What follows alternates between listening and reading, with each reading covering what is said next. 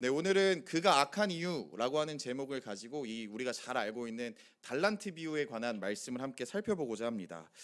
이 달란트 비유는 아마 우리 이 금요기도에 오시는 성도님들 정도라면 아마 최소한 10번 이상은 이 본문을 가지고 설교를 들어보시지 않았을까 하는 생각이 듭니다. 이렇게 많은 곳에서 우리가 설교를 들었을 텐데 그때 이 달란트 비유를 통해서 우리가 익히 들어왔던 내용들이 어떤 내용들이 있었을까요? 네, 아마 하나님께서 우리에게 주신 재능, 은사를 한 달란트 받은 사람처럼 밭에 숨겨두지 말고 하나님의 영광을 위하여 힘써 사용해야 한다라는 내용으로 우리가 사실은 많이 들어왔을 거라고 생각이 듭니다. 물론 하나님이 우리에게 주신 재능을 선하게 사용하는 것은 성도라면 사실 마땅히 해야 하는 일들인 거죠. 그런데 제가 오늘 함께 살펴보고 싶은 부분은요, 정말 이 비유의 핵심이 우리에게 주신 은사와 재능을 활용하는 은사활용법에 관한 말씀일까 하는 의문이 들었습니다. 제가 이런 의문을 갖게 된 것은 오늘 본문이 포함된 마태복음 25장 전체의 이야기를 제가 묵상해 보다 보니까 이 흐름은 그런 내용에 관해서 말하고 있지 않더라고요. 마태복음 25장 전체의 흐름을 한번 살펴보시면요, 달란트 비유 바로 앞에 한 비유가 또 등장하고 있는데 우리가 잘 알고 있는 열처녀의 비유가 등장하고 있습니다. 그리고 이 25장 1절 말씀을 보시면 이 열처녀의 비유가 이렇게 시작해요. 그때의 천국은 마치 라고 이렇게 말씀이 시작되면서 열처녀의 비유가 기록되고 있습니다. 다시 말하면 이 열처녀의 비유에 관한 이야기는 천국에 관한 이야기라는 거죠. 구체적으로는 어떤 이야기인가 하면 기름을 준비한 5처녀는 신랑과 함께 혼인잔치에 들어갔다. 그런데 기름을 준비하지 않았던 이 5처녀는 문이 닫혀서 들어가지 못했다라는 내용에 관한 이야기인 것입니다. 그래서 정리하면 천국에 들어간 사람과 천국에 들어가지 못한 사람에 관해서 이야기하고 있는 것이 열처녀 비유의 핵심이라는 것입니다. 또 마찬가지로 달란트 비유 바로 뒤에 등장하는 말씀을 우리가 한번 살펴볼 필요가 있는데요. 예수님께서 이 달란트 비유 바로 뒤에 등장하는 또 한 가지의 비유는 양과 염소의 최후 심판 비유를 말씀하시면서 양은 오른쪽에, 염소는 왼쪽에 두시고 이제 사람들을 심판하시는 장면들이 등장합니다. 그래서 의인들은 영생에 이를 것이고 악인들은 영벌에 처해질 것에 관해서 말씀하고 있는 내용이 바로 이 양염소 최후 심판에 관한 비유라는 것이죠. 다시 말씀드립니다. 천국에 들어가는 자와 천국에 들어가지 못하는 자에 관한 이야기가 이 양염소 최후 심판 비유의 핵심이라는 것입니다. 여러분, 이렇게 앞뒤의 문맥에서 천국에 들어가는 자와 천국에 들어가지 못하는 자에 관해 말씀하고 있다면 그 가운데에 있는 이 달란트 비유의 핵심도 무엇일까요? 우리가 그동안 익히 많이 들어왔던 것처럼 은사를 잘 활용하셔야 됩니다. 여러분, 은사를 밭에 숨겨두시면 안 됩니다. 라고 하는 정도만 정말 이 말씀의 핵심일까요? 네, 이 말씀을 잘 살펴보시면요, 이 권면을 넘어서서 누가 주인의 잔치에 참여하고 누가 바깥 어두운 데로 쫓겨나 슬피 울며 이를 갈게 되는가? 다시 말하면 누가 천국에 들어가고 누가 천국에 들어가지 못하는가에 관해서 말씀하고 있는 것이 이 달란트 비유의 핵심이라는 것입니다. 여러분, 성경은 이에 관해서 분명하게 말씀하고 있어요. 5달란트와 2달란트 받은 종들은 주인의 즐거움에 참여했지만 1달란트 받은 종은 쫓겨나서 바깥에서 슬피 울며 이를 갈게 되었다라는 사실을요. 그런 점에서 이제 궁금해지죠. 이 두 그룹을 가르게 된, 이들의 운명이 이렇게 결정된 구체적인 차이는 과연 무엇일까? 오늘 말씀을 통해서 주인의 잔치에 들어간 자와 바깥 어두운 데에 쫓겨난 자의 근본적인 차이가 무엇인지를 살펴보는 것들을 통해서 하나님께서 우리에게 주시는 메시지를 함께 발견해 보도록 하겠습니다. 네, 먼저 오늘 말씀에서 살펴보고자 하는 부분은요, 주인이 1달란트 받은 자를 향하여서 평가하시는 내용을 먼저 살펴보고자 하는데요. 26절 말씀을 보시면 이 주인이 1달란트 받은 종을 향해서 이렇게 말씀하고 계세요. 악하고 게으른 종아 라고 이렇게 강하게 책망을 하십니다. 사실 이 말씀이 굉장히 충격적이에요. 왜 그렇습니까? 성경에 기록되어 있는 우리 예수님은 어떤 분이세요? 베드로가 3번이나 예수님을 모른다고 부인했음에도 불구하고 다시 베드로를 찾아가서 그에게 기회를 주시는 분이시잖아요.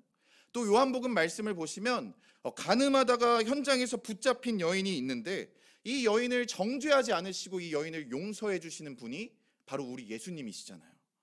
우리의 연약함과 허물에도 불구하고 우리를 사랑해 주시고 우리를 격려해 주시며 우리를 다시금 세워 주시는 분이 바로 우리 주님이신데, 오늘 말씀을 보시면 이 1달란트 받은 종을 향해서는 악하고 게으르다 라고 책망하시며 심지어는 무서운 저주에 가까운 말씀을 하고 계시다라는 거예요.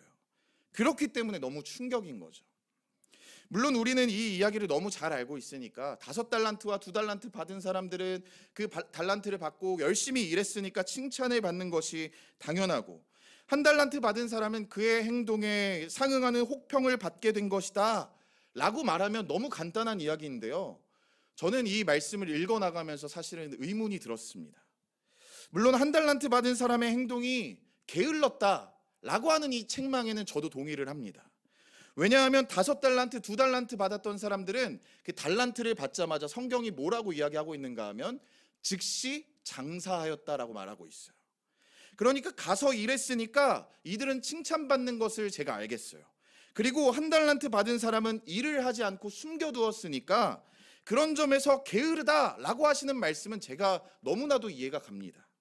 그런데 아무리 생각해도 악하다라고까지 하시는 말씀은 조금 과하게 책망하시는 것이 아닌가 하는 의문이 드는 거예요. 과연 이 행동이 이렇게까지 심각한 책망을 받을 정도의 행동이었을까 하는 의문이 드는데요, 우리 성도님들은 혹시 어떻게 생각하고 계신가요? 이게 그렇게 큰 잘못일까요? 1달란트 받은 이 사람이 비록 이윤을 창출하지는 못했어요. 그런데 원금을 손상하지는 않았잖아요. 또 1달란트를 잃어버렸던 것도 아니고 1달란트를 자기가 훔쳐 둔 것도 아니고 주인이 오시니까 다시 주인에게 돌려드렸잖아요. 그러니까 주인 편에서는 사실 그렇게 큰 손해가 아니었다라고도 말할 수 있는 거죠. 우리가 잘 알고 있는 누가복음 15장에 등장하는 잃어버린 아들 탕자에 관한 이야기가 등장하는데요, 이 탕자와 이 1달란트 받은 사람을 비교해 보면 어떻습니까? 이 1달란트 받은 종이 훨씬 낫다라고 생각이 들지 않으시겠어요? 이 탕자는요, 아버지가 돌아가시지도 않았는데 아버지에게 유산을 요구하고 있어요. 그리고 심지어는 그렇게 재산을 받아놓고는 허랑방탕하게 쓰고 모두 다 써버린 채로, 또 그렇게 아름다운 모습으로 있었던 사람이 거지꼴이 되어서 돌아온단 말이에요. 그럼에도 이 주인은, 이 아버지는 이 탕자를 받아주셨단 말이죠. 그런 점에서 보면 이 1달란트 받은 사람은 사실 탕자보다 훨씬 나아 보이지 않습니까? 이 1달란트 받은 자는 적어도 1달란트라는 금액은 지켜냈단 말이에요.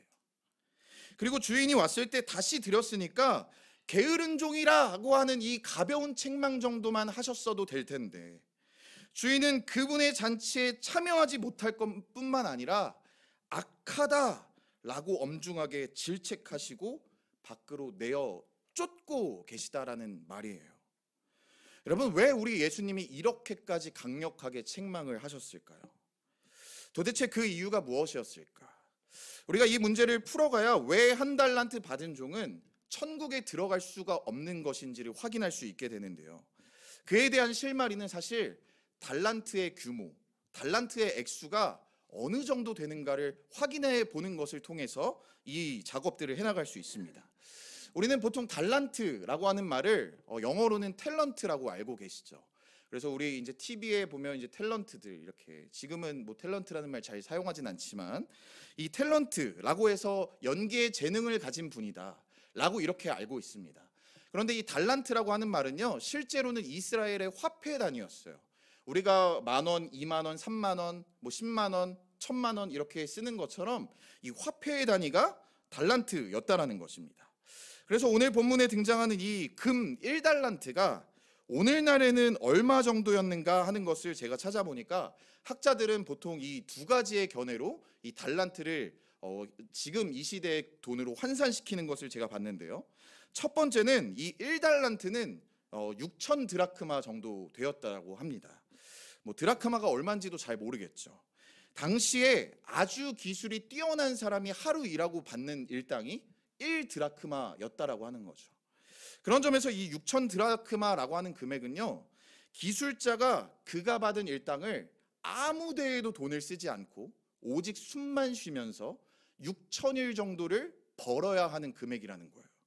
네, 얼마나 큰 금액인지 아시겠죠? 여러분 6천일을 365로 한번 나눠보세요. 계산이 아마 빠르신 분들도 계실 텐데 저는 계산이 빠르지 않아가지고 계산기에 검색해봤어요. 계산해보니까 16년 4개월 정도가 나옵니다. 그러니까 성도님들의 월급을 넣어서 계산해보시면 16년 4개월 동안 내가 돈 한 푼도 쓰지 않고 온전히 모은다 라고 했을 때 그 금액이 얼마나 큰 금액인지를 대충 예상하실 수 있을 것입니다. 그런데 여기에 한 가지 더 충격적인 내용은요, 심지어 이 6천 드라크마라고 하는 내용은 은 1달란트라는 거예요. 금이 아니라 은 1달란트. 학자들은 또 어떤 내용들을 이야기하고 있는가 하면 금 1달란트는 은 1달란트의 무려 15배의 금액이라고 합니다. 그러니까 9만 드라크라 정도가 되는 거죠. 9만 일 정도. 제가 계산해 보니까 또 한 246년 정도가 돼요. 네, 엄청난 말도 안 되는 기간이에요. 그 시간 동안 뭐 몇 대에 걸쳐서 돈도 쓰지도 못하고 모아야 되는 그 정도의 큰 금액이라는 것입니다. 또 두 번째로 1달란트의 액수를 측정하는 방법은요, 금 1달란트의 무게를 통해서 당시의 금액을 추정하는 분들이 있습니다. 금 1달란트가 신약 시대에 한 20kg 정도 됐다라고 이야기를 해요. 그래서 20kg를 제가 오늘 날짜 기준으로 금시세표를 확인해 봤어요. 와, 금시세로 확인해 보니까요 39억 4천만 원 정도가 나옵니다. 여러분 물론 당시의 금의 가치가 물론 지금 이 시대를 살아가는 우리와는 조금 다를 수 있다라고 하더라도 대부분의 학자들은 이 금 1달란트 정도를 어느 정도의 금액으로 비유하고 있냐 하면 13억 정도로 보고 있어요. 그러니까 5달란트 받은 사람은 한 65억 정도를 받은 거고 2달란트 받은 사람은 26억을 받은 거고 1달란트 받은 사람은 13억 정도를 받은 거죠. 그런 점에서 1달란트 받은 사람도 사실은 결코 적은 금액을 받은 것이 아니라는 겁니다. 그런데 여기에서 우리가 한 가지 더 확인해야 할 것이 무엇인가 하면요, 65억, 지금 한번 숫자 계산을 한번 해보세요. 65억 더하기 26억 더하기 13억을 더하면 얼마 정도 되죠? 94억이요? 네. 이따 저 좀 다시 뵙고요. 네, 104억입니다. 104억. 네. 대충 100억 정도가 되는데요. 중요한 점은 이 주인이 이 정도의 자산을 가지고 있는 사람이라면 과연 이 주인에게는 단지 3명의 종만 있었을까 하는 점이죠. 오늘 우리가 읽은 14절 말씀을 보시면요, 이런 말씀이 기록되어 있어요. 또 어떤 사람이 타국에 갈 때 그 종들을 불러라고 기록하고 있는데요. 여기에서 말하는 이 그 종들은 헬라어 문법으로 살펴보면 수많은 종들 중에서 그 3명을 특정하고 있는 문법입니다. 다시 말하면 이 주인들에게는 굉장히 많은 종들이 있었다라는 거죠. 그러니까 이 말씀은 주인에게는 그렇게 많은 종들이 있었지만 오직 이 3명의 종만을 따로 불러냈고 이 종들에게만 이렇게 큰 금액들을 맡겼다라는 것입니다. 그런 점에서 이 종들은 어떻게 우리가 표현할 수 있죠? 다른 종들과는 다르게 특별 대우를 받고 있다라고 말할 수 있는 거예요. 오늘 막 이렇게 큰 돈 이야기하니까 막 마음이 좀 설레시죠, 막. 네. 저도 설교 준비하는데 너무 설렜어요. 이 돈이 있으면 얼마나 좋을까. 네, 어쨌든 다시 오늘 본문으로 돌아오면요, 여러분이 이렇게 오늘 말씀에 등장하고 있는 이 주인처럼 해외에 나가야 할 일이 생겨서 해외에 가게 되었다라고 한번 가정해 보겠습니다. 당신은 지금처럼 우리가 살아가는 이 시대처럼 우리의 자산을 보호해 줄 수 있는 시스템이 사실 좋지 않았어요. 은행도 변변치 않았고 지금 우리는 CCTV 이런 것들도 다 있지만 그 당시에는 그런 것들이 없었잖아요. 또 금고도 없었단 말이에요. 그런데 반드시 해외에 나가야 하는 상황이 생겨서 잠시 집을 떠나야만 하는데 이렇게 무거운 금덩이들을 다 가지고 갈 수가 없잖아요. 또 길을 가다 보면 당시에는 이 수많은 사람들이 먹고 살기가 힘드니까 산적들도 많았단 말이에요. 갑자기 나타나서 사람들의 재산을 약탈하는 사람들.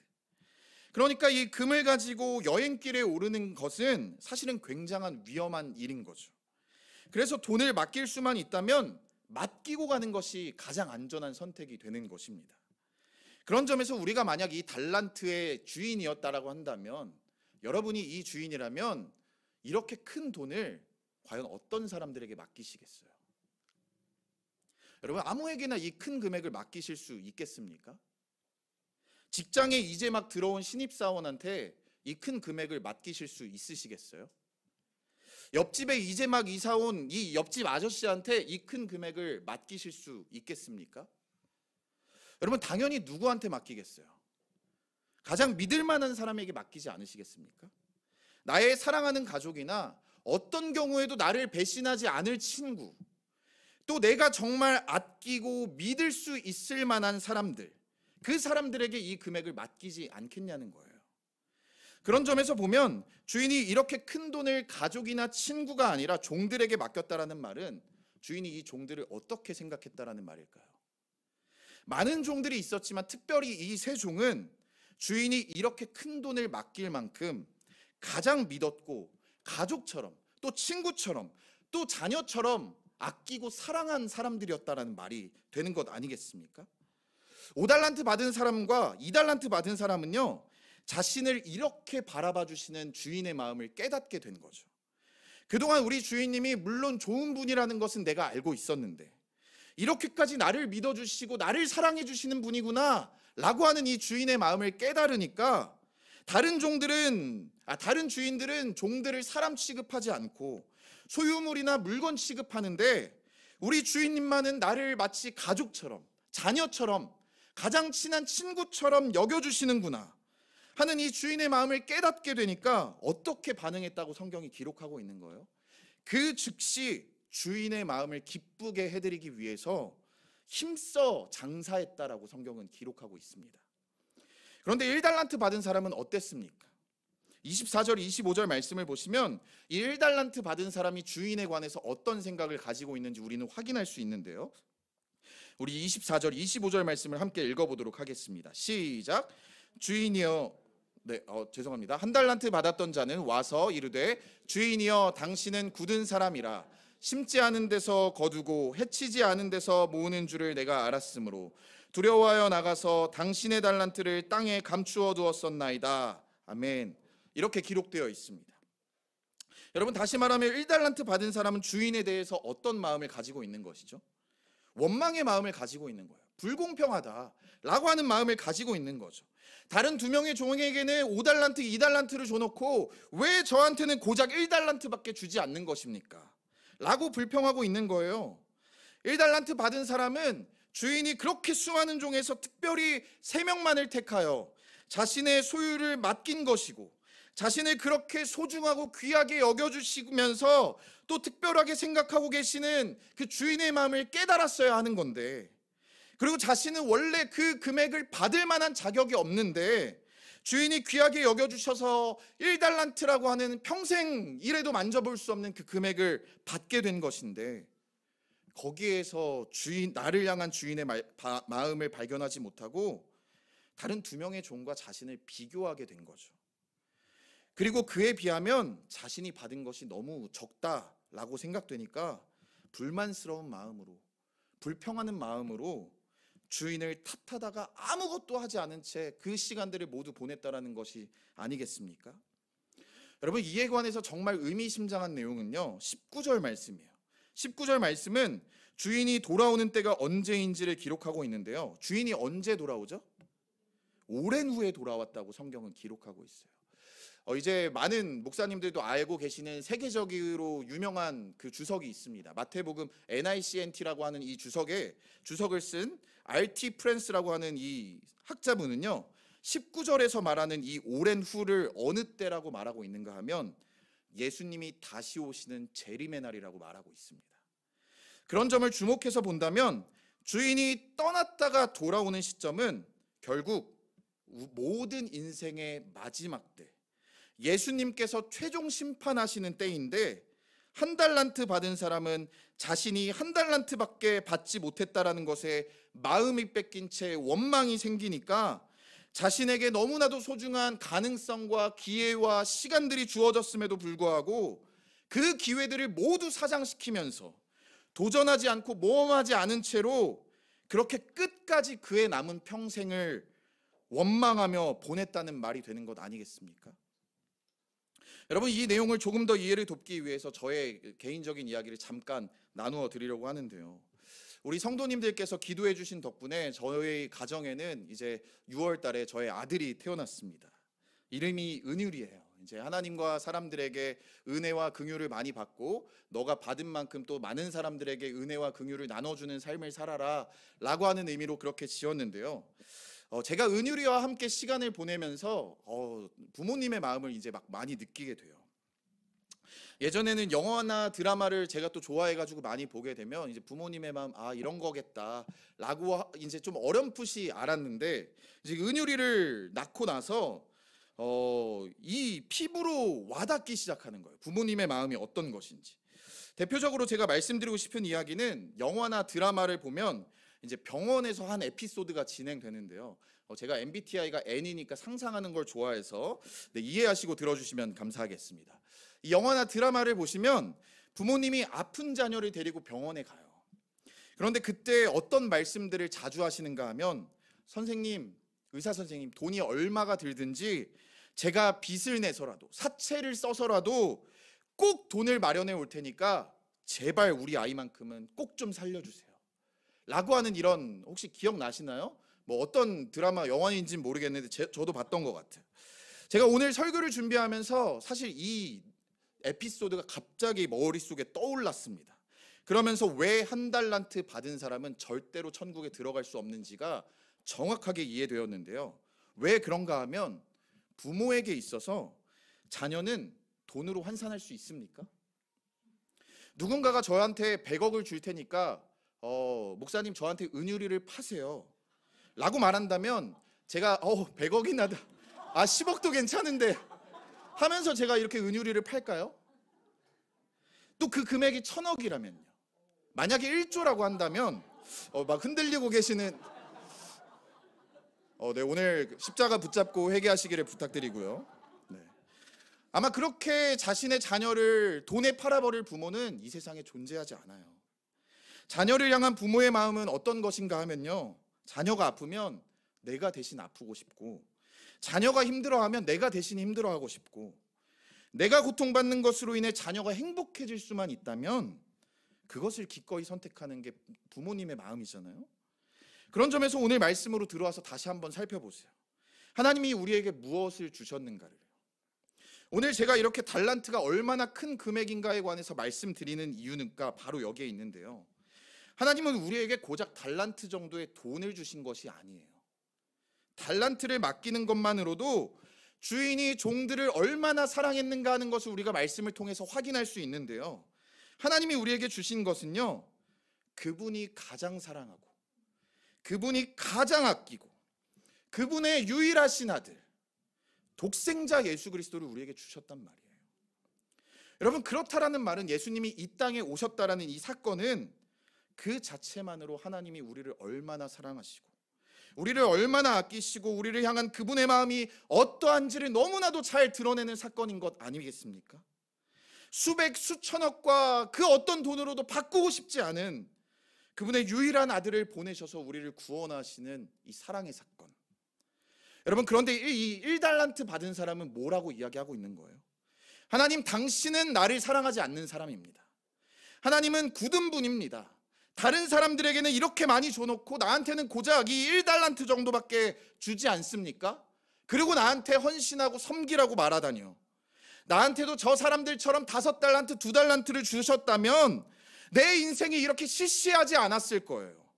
내가 이렇게 망가진 이유는 1달란트밖에 주시지 않은 당신 때문입니다 라고 말하며 우리를 향한 그분의 완전한 사랑을 거절하고 외면하고 왜곡하고 있는 것 아닙니까?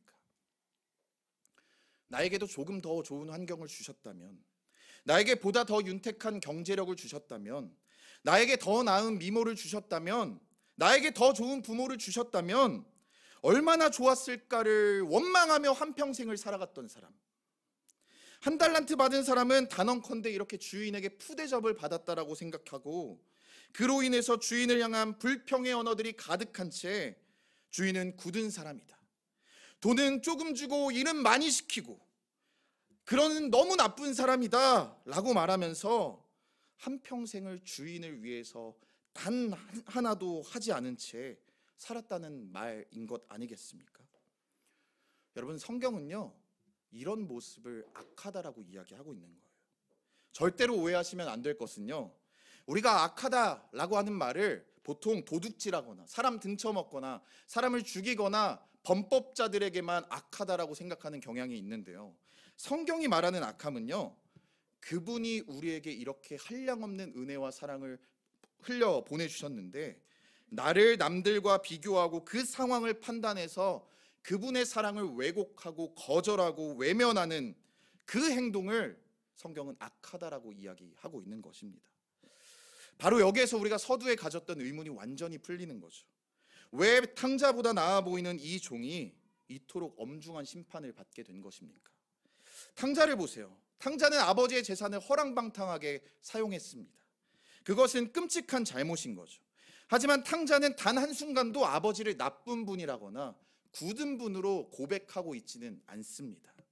그분의 사랑을 왜곡하거나 모독하지는 않았다라는 거예요. 오히려 그는 내가 하늘과 아버지께 죄를 지었다라고 고백하면서 겸손하게 그 사랑을 가지고 아버지께로 돌아왔던 사람이었어요. 여러분, 그러나 그 한 달란트 받은 사람은 어떻습니까? 그는 주인의 재산을 고스란히 지켜냈습니다. 하지만 그는 주인 앞에서 당신은 굳은 사람이라고 말하면서 주인의 사랑과 신뢰 그 자체를 정면으로 모독하고 거부한 사람인 것입니다. 탕자는 재산을 잃었지만요, 관계를 회복했고요. 이 종은 재산은 지켰지만 관계를 파괴시켜버린 사람입니다. 하나님 앞에서 악한 것이 무엇입니까? 재산을 잃는 실패입니까? 아니면 십자가로 확증된 그 사랑을 당신은 굳은 분이라며 거절하는 교만입니까? 한 달란트 받은 종이 주인의 잔치에 참여하지 못한 결정적인 이유는요, 무능함이나 실패가 아니라 우리를 향한 하나님의 신실하신 사랑을 거부하는 것, 믿지 않는 불신앙이며 그것이 성경에서 말하는 가장 심각한 악이라고 말하고 있는 것입니다. 사랑하는 엘사랑교회 성도님들, 우리는 과연 어떻습니까? 혹시 우리 가운데에도 1달란트 받은 사람처럼 우리를 주변에 있는 사람들과 비교하며 하나님이 주시지 않은 것들에 대한 불만과 원망이 가득한 채 하늘 품으며 그분을 위해서는 조금도 일하고 싶지 않다라고 하는 마음을 품고 계시는 성도님들이 계십니까?